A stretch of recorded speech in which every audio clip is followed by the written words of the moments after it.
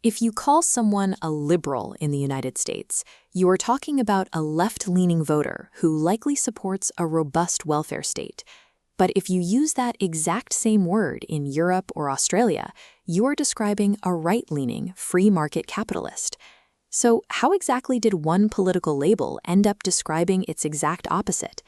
To answer that, we have to look back to the 17th century.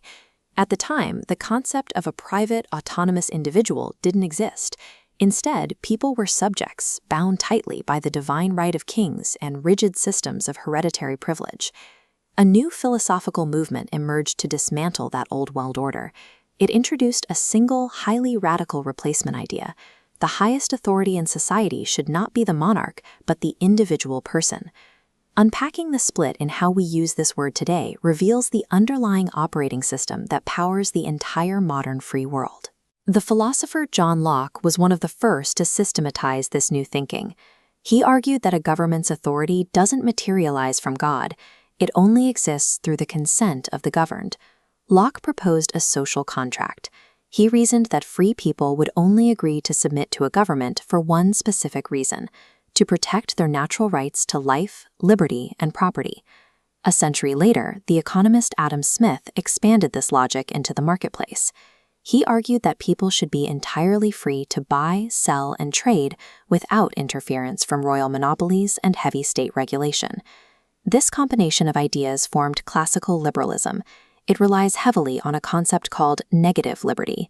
In this framework, freedom is defined entirely by the absence of interference. You are free so long as the government leaves you alone. This strict preference for keeping the state small, limited, and out of the economy is exactly why the word liberal still defines a right-leaning capitalist in modern Europe and Australia. Classical liberalism succeeded in overthrowing absolute monarchs, but as the 19th century rolled in, that extreme lack of government intervention gave rise to unchecked, brutal laissez-faire capitalism. The Industrial Revolution created massive urban poverty.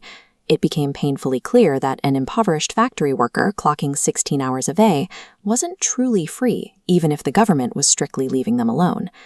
Thinkers like Jean-Charles Léonard de Sismondi and John Stuart Mill looked at these sprawling slums and realized their ideology was failing the working class. Negative liberty proved insufficient for navigating a complex, industrialized society. To survive, the philosophy had to adapt. The response was a new concept: positive liberty. This ideology argues that true freedom is the actual capacity and resources to make choices, not simply the absence of a barrier.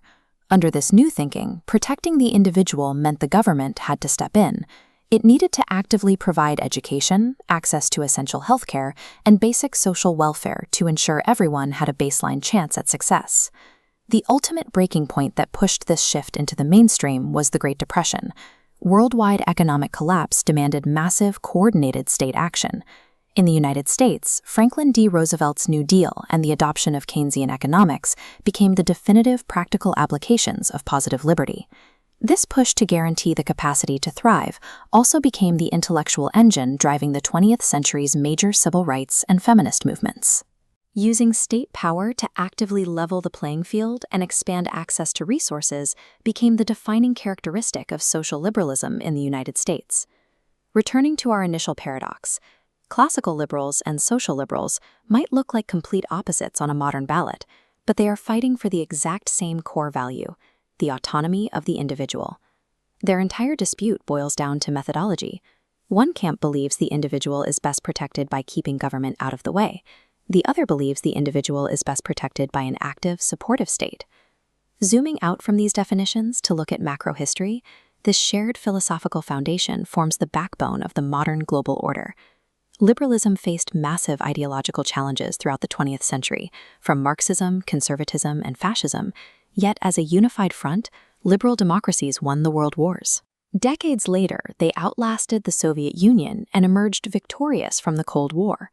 By any historical metric, the liberal framework has become the primary political and economic operating system of the modern era. Because liberal democracies defeated their major external enemies, the fierce political conflicts playing out on our screens today are rarely battles between liberalism and anti-liberalism. Modern democratic politics are largely just messy internal family disputes between the classical and social branches. Every major partisan argument today, whether it's over tax rates, healthcare policy, or civil rights, is simply a new attempt to answer liberalism's oldest question: what does it truly mean to be free?